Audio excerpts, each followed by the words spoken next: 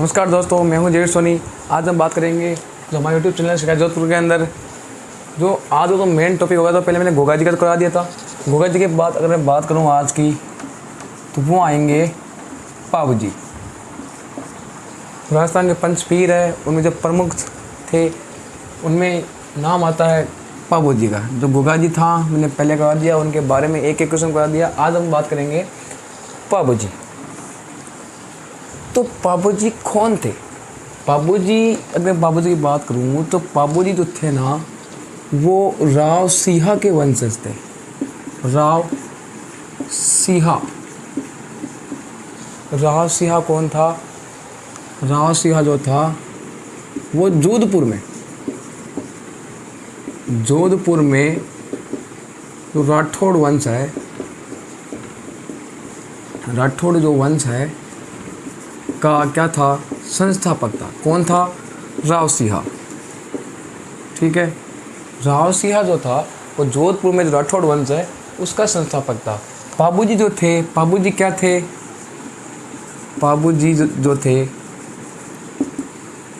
राठौड़ वंश से संबंध रखते थे। किससे? राठौड़ वंश से। राठौड़ वंश से संबंध रखते थे। ठीक है, पाबू जी की बात करूं तो पाबू जी जो थे वो राव सिंहा जो जोधपुर में राठौड़ वंश का संस्थापक था, उसके वंशज थे। ठीक है, राव सिंहा राठौड़ वंश से संबंध रखते थे। क्यों? पाबू जी क्या थे? राठौड़ थे। ठीक है, आगे मैं बात करूं पाबू जी के बारे में, तब पाबू जी का जो जन्म स्थान है, जहाँ इनका जन्म हुआ था, जन्म स्थान जो इनके जन्म स्थान है, जो इनकी जन्मभूमि है, वो कौन सी है? पी फॉर पाबू जी और पी फॉर फलोदी। तो इनका जो जन्म स्थान है वो राजस्थान के फलोदी, राजस्थान के फलोदी के निकट, फलोदी के निकट एक गांव। कौन सा गांव? कोल्लू गांव कह दो या कोल्लू मंड कह दो, कोल्लू मंड कह दो या कोल्लू गांव कह दो, कोल्लू गांव। ठीक है, फलोदी के निकट कोल्लू गांव। जन्म स्थान कहाँ है? फलोदी के निकट कोल्लू मंड या कोल्लू गांव। इनका क्या है? जन्म स्थान है। किनका? पाबू जी का। ठीक है, राव सिंहा के वंशज हो गए। पाबू जी राठौड़ वंश से संबंध रखते थे। उनका जन्म स्थान जो है वो फलोदी के निकट कोल्लू मंड या कोल्लू गांव में इनका जन्म स्थान है। ठीक है, फिर बात करूं इनके। ठीक है, अब ये जो पाबू जी का जो है ना, इनकी जो माता है, पिता है, जो इनकी पत्नी है। ठीक है, इनके अगर मैं माता की बात करूं तो ये लो, यहाँ लंबा ले लो, देखो ये लो। ठीक है, अब जो गोगा जी थे, उनकी जो शॉर्ट उनके माता पिता और जो उनकी पत्नी थी, उनके शॉर्ट जाबा के, मतलब उनके पिता का नाम जावर, बा मतलब बादशाह उनकी माता का नाम, के मतलब कैमल दे उनके पत्नी का नाम। अब तेजा जी, अभी जो पाबू जी जो है ना, पाबू जी की धाक मतलब धाकसू इनकी ट्रिक है। ट्रिक क्या है? धाकसू गोगा जी की जाबा के। ठीक है, और ये जो पाबू जी इनकी धाकसू, और तेजा जी की ताक और पाबू जी की धाक मतलब धाकसू पाबू जी आगे, और जो है ना तेजा जी, उनकी होगी ताक मतलब तारा पे, टावर रामकुमारी और पेमल दे हो जाएगी किनकी? तेजा जी की। यहाँ आज हम बात करें पाबू जी की, तो पाबू जी क्या है? पाबू जी की धाक। तो पाबू जी की धाक है, तो धाक क्या आ जाएगा? धंधड़। कौन है इनके? पिता। इनके पिता जो है उनका नाम क्या है? धंधड़। ठीक है, फिर बात करते हैं इनकी माता जी की। धा कै हो गई? कमला दे ये लास्ट में दे सबके आएगा भैया। इनके जो पीर थे उनके लास्ट में जो उनकी माता, इनकी पत्नी जो भी है, उनके लगभग के लास्ट में दे आएगा, दे लगाते थे पहले। ठीक है, अब बात करते हैं इनकी पत्नी हो गई इनकी धाकसू। सु मतलब सुप्यार दे, सुप्यार्दे, इनकी पत्नी है वो हो गई सुपार्दे। ठीक है, पापू जी की धाक हो गई, धांधल इनके पिता का नाम, कमला दे जो इनकी माता का नाम, और पत्नी का नाम धाकसु सुप्यार्दे। ठीक है, इनकी पिता, इनकी माता, इनकी पत्नी। ठीक है, तो देखना पापू जी राव सिंहा के वंशज थे। राव सिंहा कौन था? जोधपुर के अंदर राठौड़ वंश का संस्थापक था। पापू जी जो थे राठौड़ वंश संबंध रखते थे, इसलिए राव सिंहा के वंशज थे। क्यों? क्योंकि पापू जी जो थे वो राठौड़ ही थे। फिर इनके जन्म स्थान की बात करें, जन्म स्थान जो है इनका फलोदी की, जोधपुर के पास फलोदी है, जो मेरी सेंट्रल लोकेशन है, जोधपुर में ही हूँ मैं। फलोदी के निकट जो गांव है, कोल्लूमंड कह दो या कोल्लू गांव कह दो, ऑप्शन में कुछ आ सकता है, कोल्लूमंड भी आ सकता है, कोल्लू गांव भी आ सकता है, तो दोनों एक ही है। फलोदी के निकट, जोधपुर के समीप फलोदी के निकट कोल्लूमंड गाँव में इनका जन्म स्थान है। अब इनके पिता है, इनकी माता है, इनकी पत्नी है। पिताजी इनके क्या हो गए? पापू जी की धाक हो गई, धानदल इनके पिता का नाम, का कमला दे इनकी माता का नाम, और सु मतलब सुप्यार्दे इनकी पत्नी का नाम इनका हो गया। ठीक है, हम बात करेंगे आगे।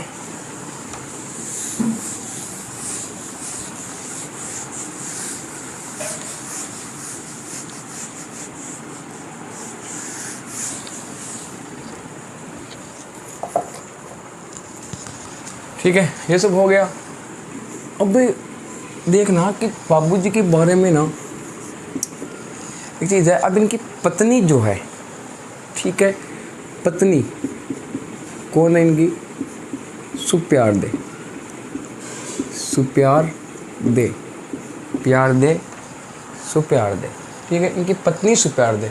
अब जो सुप्यार्दे जो है, ठीक है, सुप्यार्दे का देखना, सुप्यार्दे कौन थी? सुप्यार्दे जो थी वो अमरकोट पाकिस्तान में है। अकबर पढ़ाऊँगा चैप्टर, तो उसमें देखना टॉपिक होगा अकबर का होगा। अमरकोट जो कि कहाँ है? पाकिस्तान के अंडर में आता है। अमरकोट में सूरजमल सोडा, सुप्यार्दे सैप और सूरजमल, सैप और सुप्यार्दे, सूरजमल सोडा, सूरजमल सोडा, सूरजमल सोडा की पुत्री। सुप्यार्दे कौन थी? पुत्री थी किसकी? अमरकोट में जो सूरजमल सोडा, उनकी पुत्री कौन थी? सुप्यार्दे। ठीक है, जब सुप्यार्दे का क्या हो रहा था? जब सुप्यार्दे का विवाह है किसके साथ? पापू जी के साथ। क्या हो रहा था? विवाह हो रहा था किसका? सुप्यार्दे का। किसके साथ हो रहा था? पापू जी के साथ विवाह हो रहा था, शादी समारोह हो रहा था। तो उसमें क्या हुआ था? ये जो पापू जी है ना,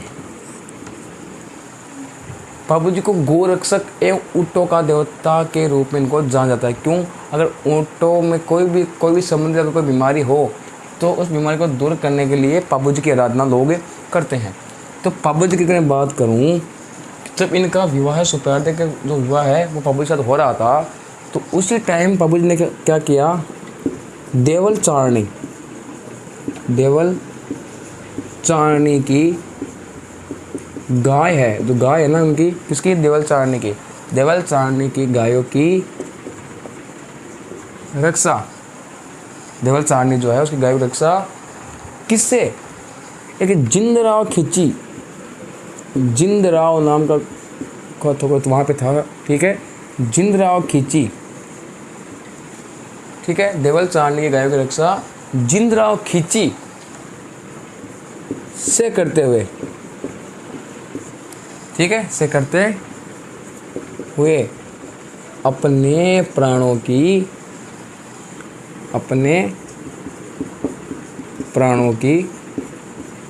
आहुति दे दी।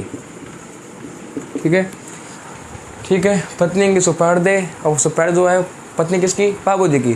पुत्री किसकी? अमरकोट तो पाकिस्तान में है, वहाँ सूरजमल सोडा की पुत्री थी कौन? सुप्यार्दे। सुप्यार्दे का विवाह जब पापू जी के साथ हो रहा था तो पापू जी ने क्या किया? देवल चारणी, ठीक है, देवल चारणी की जो गायें थी उनकी रक्षा करते हुए, देवल चारणी गायों की रक्षा करते हुए जिंदराव खींची। ठीक है, ये देवल चारणी हो गया। देवल चारणी गायों की रक्षा करते हुए किससे? जिंदराव खींची से वो अपने प्राणों की आहुति दे दी। ठीक है, किसने? पाबूजी ने। अब पाबूजी की एक पत्नी के बारे में कुछ है, लाइन चाहिए थी कि इनकी पत्नी ये थी और ये इनके पुत्री का नाम सुपैले था, इनके पिता का नाम सोजमल सोडा था और देवल चारनी। एग्जाम किसमें पूछ देता है, यहाँ से इंपॉर्टेंट लाइन है, यहाँ से किसी गाय की रक्षा करते हुए देवल चारनी की, किससे? जिंदराव खींचे से अपने प्राणों की आहुति दे देती। ठीक है, आगे अगर मैं बात करूँ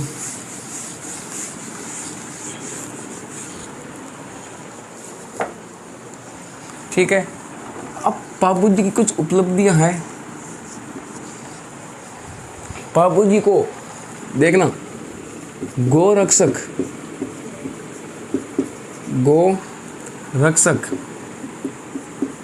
एवं ऊंटों के देवता, इतना ऊंटों के देवता के रूप में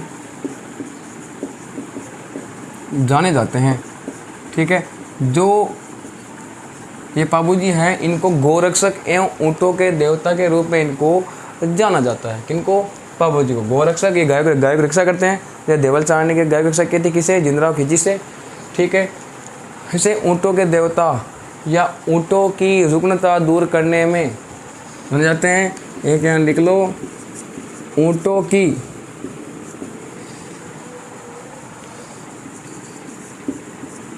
रुग्णता दूर करने में, ऊंटों की रुग्णता दूर करने में पाबूजी की आराधना की जाती है। ऊंटों से संबंधित कोई बीमारी हो तो उसके लिए, उसकी बीमारी दूर करने के लिए पाबूजी की आराधना लोग करते हैं, क्योंकि उनको ऊंटों के देवता के रूप में भी जाना जाता है और गोरक्षक के रूप में भी इनको जाना जाता है। किसको? पाबूजी को। ठीक है, ये हो गया किनकी आराधना की जाती है, किसे? ऊंटों की रुग्णता दूर करने में इनकी आराधना की जाती है। ठीक है, अब क्या है कि इनकी जो घोड़ी है, उनकी घोड़ी है, घोड़ी का नाम क्या है? पाबूजी घोड़ी को पता है कौन सी? इनकी जो घोड़ी का नाम है केसर कालमी। ये एग्ज़ाम में बहुत बार पूछते हैं, इम्पोर्टेंट है ये, और ये भी इम्पोर्टेंट है। ऊंटों की रुग्णता दूर करने में इनका नाम आता है। घोड़ी का नाम क्या है? केसर कालमी। किसी घोड़ी है? पाबूजी घोड़ी है, उसका नाम क्या है? केसर कालमी। ठीक है, एक चीज़ और कि पाबूजी जो है, सीधा एग्जाम में क्वेश्चन आता है, इम्पोर्टेंट है ये। पाबूजी जो है वो बाईं ओर झुकी पाग के लिए प्रसिद्ध है। पाबूजी जो है वो बाईं ओर झुकी पाग के लिए क्या है? प्रसिद्ध है। ठीक है, घोड़ी का नाम क्या हो गया? केसर कालमी। और पाबूजी जो है वो बाईं ओर झुकी पाग के लिए प्रसिद्ध है। ठीक है, अब एक और देखना कि जो उनका जन्म स्थान है ना, वो कोलूमंड। ठीक है, कोलूमंड जो उनका क्या है? जन्म स्थान है। कोलूमंड में जन्म स्थान है, वहाँ पे कोलूमंड में जो प्रतीक चिन्ह है, किसका? पाबूजी का। कोलूमंड गांव में जन्म स्थान है पाबूजी का, जहाँ इनका प्रतीक चिन्ह है, वो प्रतीक चिन्ह क्या है? इम्पोर्टेंट है, भाला लिए अश्वारोही। ठीक है, कहाँ पे? कोलूमंड गांव के अंदर जिनका प्रतीक चिन्ह है वो भाला लिए क्या है? अश्वारोही। इनका प्रतीक चिन्ह है किनका? पाबूजी का। याद रखना, घोड़ी का तीनों इंपोर्टेंट, यहाँ से चारों कृष्ण इंपोर्टेंट है। ऊंटों की रुग्णता दूर करने में गोरक्षक के देवता के रूप में पाबूजी को जाना जाता है। घोड़ी का नाम इनका केसर कालमी है। ठीक है, पाबूजी जो है वो बाईं ओर झुकी पाग के लिए फेमस है, प्रसिद्ध है। और कोलूमंड गांव जो इनका जन्म स्थान है, वहाँ का इनका प्रतीक चिन्ह है वो भाला लिए अश्वारोही है। जैसे गोगजिया क्या था? खेजड़ी वृक्ष के नीचे सर्प की आकृति का अंकित होना, वैसे इनका क्या है? प्रतीक चिन्ह क्या है? भाला लिए अश्वारोही। किसका? पाबूजी का। ठीक है, इनका प्रतीक चिन्ह है। ठीक है, और एक और लिख लो, कि पाबूजी जो जन्मस्थान कोलूमंड है वहाँ का प्रतिष्ठान क्या है, भली है सरोही। कोलूमंड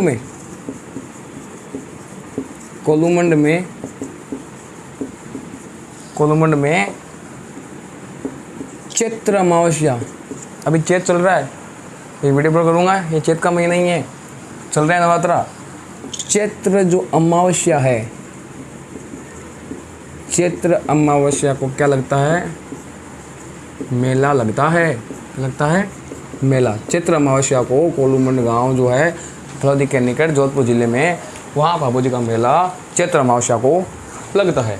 ठीक है, तो ये कुछ हो गए। ऊँटों की रुग्णता दूर करने बाबूजी की आराधना करते हैं। घोड़ी का नाम केसर कालमी घोड़ी और बाबूजी है वो बाईं और झुकी पाक के लिए प्रसिद्ध है। कोलूमंड गांव जो जन्म स्थान है वहाँ प्रतीक चिन्ह जो क्या आएगा इनका भाला लिए असुरवी है। कोलूमंड में जो जन्म स्थान है वहाँ पर चैत्र अमावस्या क्या लगता है, मेला लगता है। ठीक है, चैत्र अमावस्या को इनका मेला लगता है।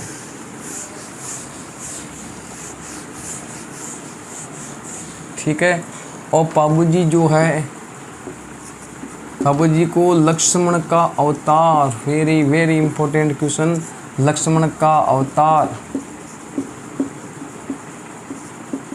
के रूप में जाने जाते हैं, के रूप में जाने जाते हैं। बाबूजी को लक्ष्मण का अवतार कहते हैं, बाबूजी को लक्ष्मण का अवतार कहते हैं। ठीक है,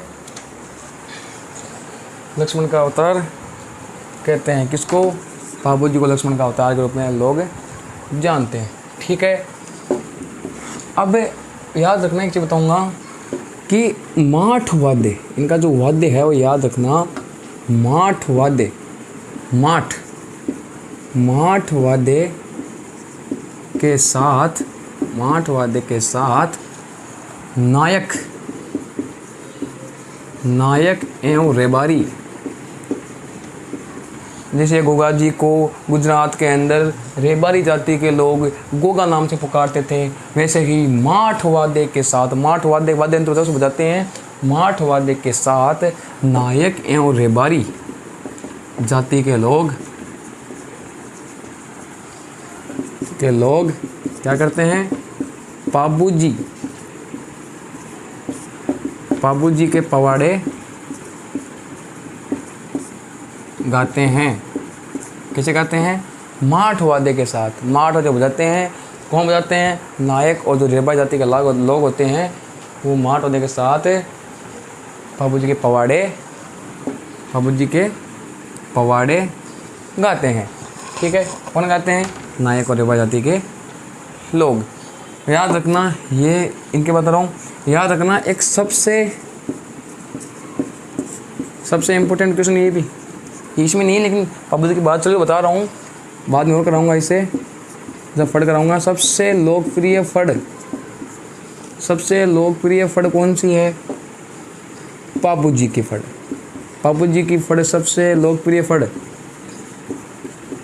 ठीक है, सबसे लोकप्रिय फड़ कौन सी होती है, बाबूजी की फड़ जो है सबसे लोकप्रिय फड़ कौन सी है, बाबूजी की फड़। और सबसे लंबी फड़ की अगर बात करूँ तो वो है देवनारायण जी की फड़। सबसे लंबी देवनारायण जी की फड़ और सबसे लोकप्रिय बाबूजी की फड़। ठीक है, और आहड़ में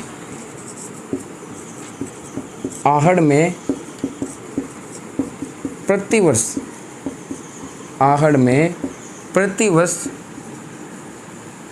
बाबूजी का मेला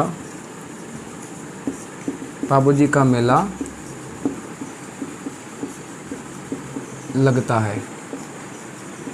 ठीक है, आहड़ में प्रतिवर्ष बाबूजी का मेला लगता है। ठीक है, लक्ष्मण का अवतार के रूप में इनको जाना जाता है। माठ वाद्य के साथ नायक एवं रेबाई जाति के लोग बाबूजी की पवाड़े गाते हैं, बाबूजी की पवाड़े का वाचन करते हैं। सबसे लोकप्रिय फड़ जो मानते हैं वो बाबूजी की फड़ है। आहड़ में प्रतिवर्ष बाबूजी का मेला लगता है। जैसे गोगा जी का मेला कब लगता था, भादो कृष्ण नवमी को। और चैत्र अमावस्या को कोलूमंड गांव जाने का जन्म स्थान है, वहाँ पर चैत्र अमावस्या को मेला लगता है किसका, बाबूजी का। ठीक है, तो ये हो गई आज की हमारी क्लास। यही क्वेश्चन थे, गोगा जी के पूरे हो गए। बाबूजी के क्वेश्चन जो चैप्टर था, टॉपिक था, वही आज पूरा हो गया है। ठीक है, और मैं यही कहूँगा कि चैनल जो हमारा चैनल है तो लाइक शेयर सब्सक्राइब ज़रूर कर दिया करो। हर एक टॉपिक जैसे गोगा जी हो गया, पापू जी हो गया, अब रामदेव जी आएंगे, फिर देवनारायण जी आएंगे, ठीक है। एक जितने टॉपिक मैं करा रहा हूँ, जितना एक टॉपिक से करा रहा हूँ, उससे एक भी क्वेश्चन अगर बाहर चला जाए तो कह देना कि हाँ ये क्वेश्चन बाहर चला गया। एक भी क्वेश्चन नहीं जाएगा, पूरे कंप्लीट कोशिश करके उनमें से पूरी छटनी करके ये क्वेश्चन हम खुद बनाते हैं। उसके बाद देख लेना ये क्वेश्चन एक भी क्वेश्चन से बाहर नहीं जाएगा। तो ऐसे वीडियो जैसे फिरोजा की प्रेम कहानी कराई थी, पूरे कहानी टाइप में कराई थी, कृष्णा के ऊपर विवाद, गिंगोली युद्ध कराया था, भोगा जी करवा दिया, अब पापू जी, ऐसे कुछ कहानी टॉपिक है, बातें कराएंगे। फिर मैथ की क्लास भी लगेगी, ठीक है, एयरपोर्ट्स नेवी की लगाऊंगा क्लास, ठीक है। तो देखते रहिए हमारे इस चैनल को, सिरा से जोधपुर को, ठीक है। तब तक के लिए जय हिंद, जय भारत।